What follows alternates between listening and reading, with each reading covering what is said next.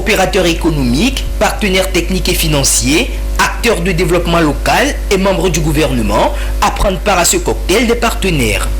Moment d'échange et de partage d'expériences entre l'exécutif de la commune Agoué 1 et ses associés clés. L'occasion a surtout permis aux premiers responsables municipaux de présenter les différents projets structurels ambitionnés pour le développement de leur commune. C'était d'abord une initiative pour se connaître et parler des projets communs pour le développement de notre commune et partager une vision. Notre vision de la commune, c'est de faire d'Agoué 1 la référence, une Smart City. Nous avons choisi quelques projets qui figurent dans le PDC qui est en cours d'élaboration. Nous avons voulu donc partager ces projets avec nos partenaires. En dehors de la gouvernance de notre territoire, en dehors des équipements marchands, il s'agissait de présenter un projet de parcours santé sur les friches de nos terre-pleins centraux pour pouvoir dynamiser l'activité sportive. Il s'agit également d'une voie qui relie Assié, notre marché Assié, vers le carrefour du CCL. Il s'agit du projet d'assainissement de la zone de Humbi avec un bassin pour pouvoir davantage assainir cette zone-là. Il s'agit aussi du développement de la pédiatrie sur le site du CMS de Demakwe, un site qui a de très fortes potentialités sur lesquelles nous pensons qu'on peut faire ensemble des projets pour nos populations.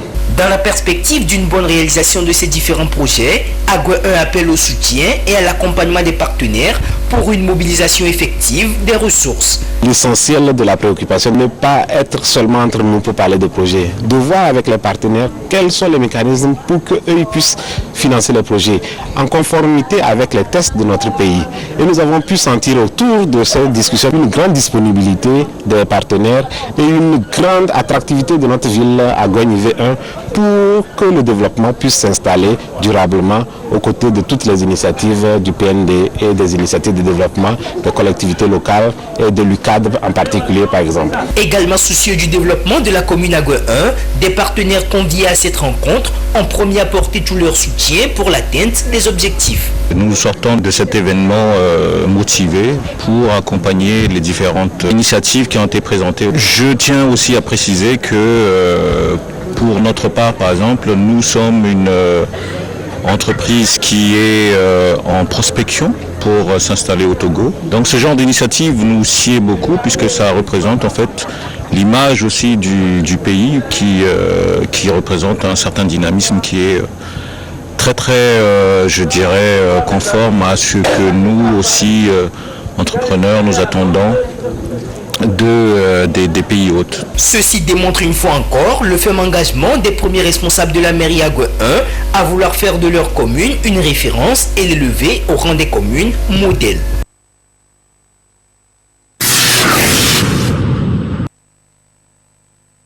Elle est constituée de gaz et est située dans la plus haute sphère de l'atmosphère. Il s'agit bien de la couche d'ozone qui a pour rôle de protéger la Terre et tout ce qui s'y trouve contre les rayons ultraviolets du soleil très nocifs pour les êtres vivants et pour l'environnement. Sa destruction ou son appauvrissement par certains produits chimiques comme constaté dans les années 70 est dangereux pour toute la planète Terre. D'où la nécessité de la protéger et de veiller à son bon fonctionnement. Des efforts se multiplient par des États pour mener cette lutte.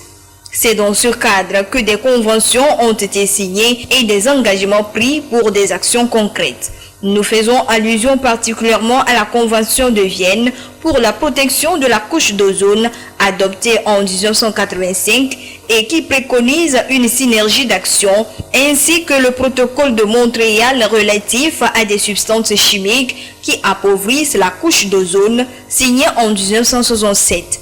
Il prône l'élimination d'ici à 2030 de l'utilisation des substances nocives à la couche d'ozone, notamment les hydrofluorocarbures utilisés comme réfrigérants dans les climatiseurs et les réfrigérateurs. Pour accentuer les activités de lutte, la Journée internationale de la protection de la couche d'ozone a été instaurée en 1994 par l'Assemblée générale de l'ONU.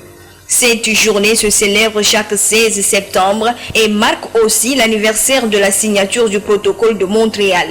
Une occasion pour la communauté internationale et de ses partenaires de sensibiliser l'opinion sur l'impact positif de ce protocole sur le changement climatique et la nécessité d'agir ensemble, mettre en place une coopération mondiale pour relever les défis climatiques.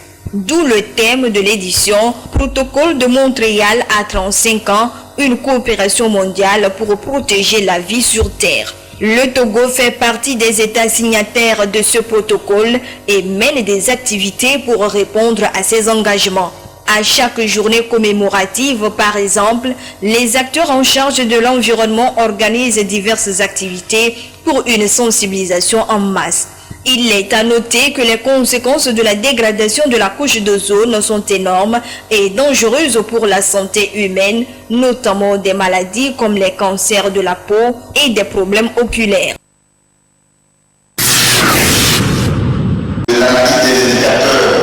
Acteurs et partenaires techniques et financiers du secteur de la justice prennent part à cet atelier de Lomé, une rencontre d'examen et de validation officielle de 2 documents importants élaborés après la phase de collecte de données. Il s'agit précisément de l'annuaire statistique et du document d'analyse des indicateurs clés de la justice pour le compte de l'année 2020-2021. Une deuxième édition après celle de 2017-2019 qui s'inscrit bien dans le cadre du projet d'accès au droit et à la justice ainsi qu'à sa modernisation. Les données sont essentielles pour la prise de décision, surtout en ce qui concerne l'accès des citoyens aux services publics. Et ces données qui sont collectées, analysées, vont permettre aux autorités du pays d'avoir une bonne connaissance de la situation et de pouvoir prendre les décisions idoines pour améliorer davantage, accélérer l'atteinte des objectifs de développement durable, particulièrement l'objectif 16 et sa cible 16.3 orientée sur l'état de droit et l'accès à la justice. Selon les résultats d'analyse, certains indicateurs clés de la justice ont connu une baisse liée à la crise sanitaire. Au niveau de l'activité des juridictions, on voit que les pourvois qui sont arrivés au niveau de la Cour suprême ont connu une baisse. Mais par contre, de 2020 à 2021, on a connu une augmentation du nombre de pourvois. Alors, au niveau des cours d'appel, on voit aussi que les affaires enrôlées sur la période 2019 à 2020 ont baissé. Par contre, ces affaires enrôlées ont connu une augmentation en 2021. Au niveau des tribunaux de première instance, qui sont les juridictions de premier ressort, on voit que les affaires connues au niveau des parquets d'instance ont baissé de 2019 à 2020, avant de connaître une croissance de 2020 à 2021. Le délai de traitement des affaires commerciales, on est passé de 86,5 jours en 2019 à 61,3 jours en 2021. Il est à noter que cette nouvelle édition d'élaboration et d'actualisation des données statistiques de la justice a une spécificité, celle de la prise en charge des statistiques sur les cas de violence basés sur le genre et de la discrimination des personnes vivant avec le VIH-Sida.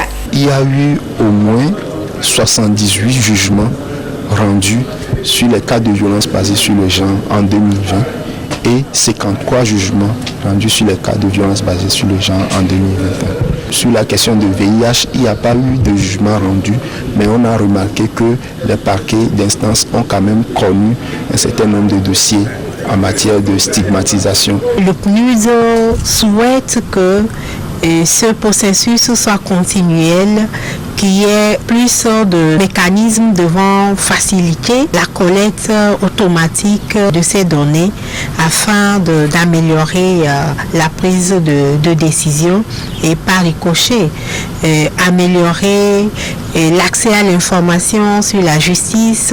Les documents, une fois validés, seront vulgarisés pour une meilleure appropriation des différents acteurs.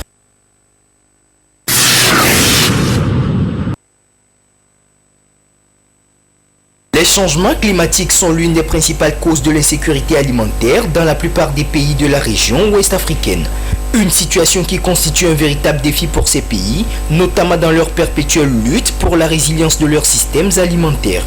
Face à ces différents défis qui s'imposent, il urge d'associer toutes les couches à la cause afin de les amener à adopter des mesures idoines devant permettre de prendre le dessus sur le phénomène. C'est donc dans cet ordre d'idées que ces hommes de médias ont été conviés à cet atelier de formation initié par la Direction générale de la météo Togo. Il s'agit de renforcer les capacités de ces participants sur des thématiques météorologiques et agroclimatiques afin qu'ils puissent servir de relais dans leurs différentes zones de couverture. Le journaliste est là pour relayer l'information. Le journaliste est proche de la population. Même à distance, il peut faire passer le message. Il faut maintenant renforcer les capacités de ces journalistes, renforcer leur compréhension dans les termes que nous utilisons dans le jargon météo et hydrologique, ce qui va permettre maintenant à ces producteurs d'être vraiment plus efficaces, d'être amoureux de nos informations. On veut atteindre une efficacité, on veut atteindre une efficience. La productivité est de notre regard. Donc on va assister ces producteurs dans la pratique de leur culture afin de sortir un rendement meilleur. La Direction générale de la météo Togo n'est pas à sa première. Elle attend des participants plusieurs résultats. Un journaliste qui a suivi correctement la formation, à la fin, quand on lui pose un thème technique de la météorologie, il a l'habilité de dire vraiment, c'est ça qu'on veut dire, être capable de traduire